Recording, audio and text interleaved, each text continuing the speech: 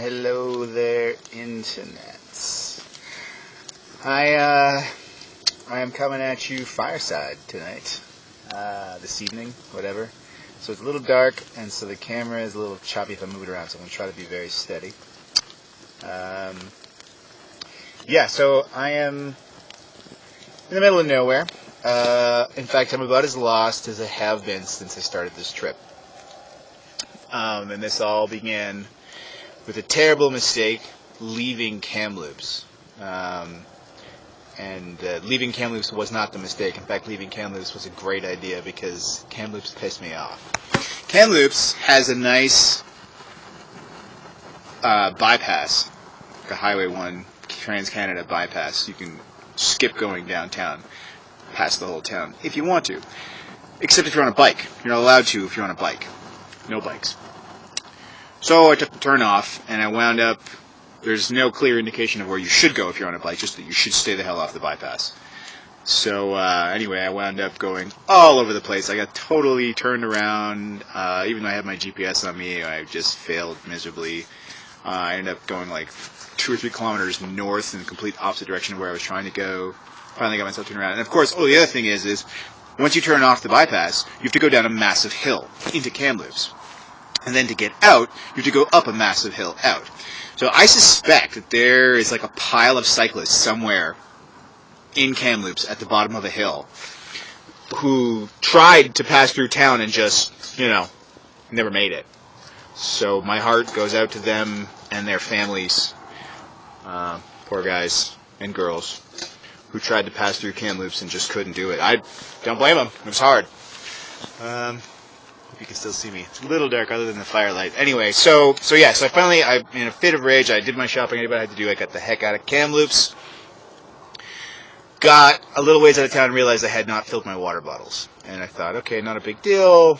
It's a rookie move, but I had a little bit of water on me, and I thought, I've been doing okay finding glacier water and stuff like that. Unfortunately, the turnoff that I took got away from all the rivers and lakes and everything, so I found I got into a bit of a jam. So this is where the problem starts. That's how I wound up lost. So now I'm on my way out of town. I'm a good 10 or 15, probably more than that, kilometers out of town. I take this turn off to a lake, something Lake Road. I see turn off something Lake Road. Okay, cool. I turn off into there. Totally turned around. I don't know what's going on out here. It's backcountry. It's very backcountry. There is a road over there. I can see traffic, but there's like shotgun shells on the ground. I basically could hear banjos probably in the distance if I listened carefully. I'll watch my bunghole. Get into the light there a little bit. Anyway, so that leads me here to this little lake. I don't know if you can see the lake out there, just past the fire a little bit. So I thought, okay, water. It's not fast moving, it's not clear, so it's all the things that you're not supposed to drink. And I bottled it up anyways and filtered it anyways, and I started thinking, okay, now I hadn't actually drunk any at this point, I was still on my reserves. But I thought, I could wind up drinking this mogy crap.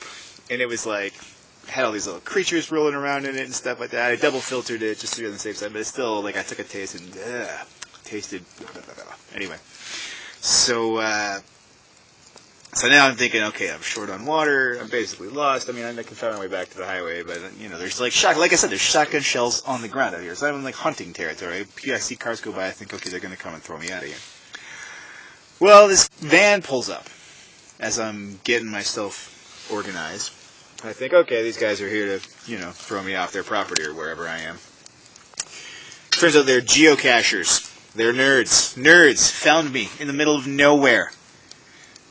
And, I explained, hey, you guys here to throw me out? They said, no, we're here looking for the geocache. We thought you were too. I said, well, I don't know nothing about a geocache. But, this is what I'm doing here. And I explained that I had, found my way here and didn't have any water and blah, blah, blah. Oh, let's see if I can get a little closer to the flames so you guys can still see me.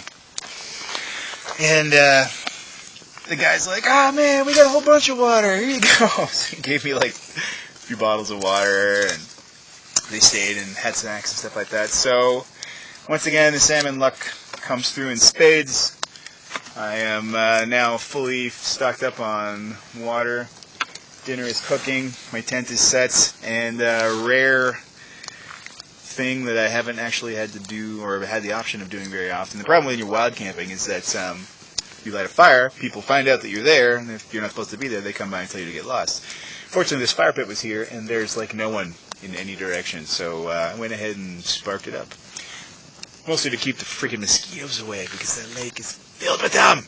Oh, when I got down there, too, it was just like they were all over my body parts, gnashing. Anyway, I survived. So, yes, fully hydrated, fully making dinner, fully sitting around the campfire. Fully awesome? Yeah, I think so. Anyway, strange noises. I got my food cache set up over there, so I'll be hauling the eats up into the sky tonight, just in case of creatures.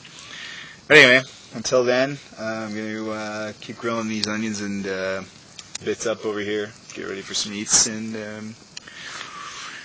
read the rest of my book. Anyway, I'm so close to the end, you guys. I'm so excited. Anyway, I look forward to posting pictures of Mile Zero.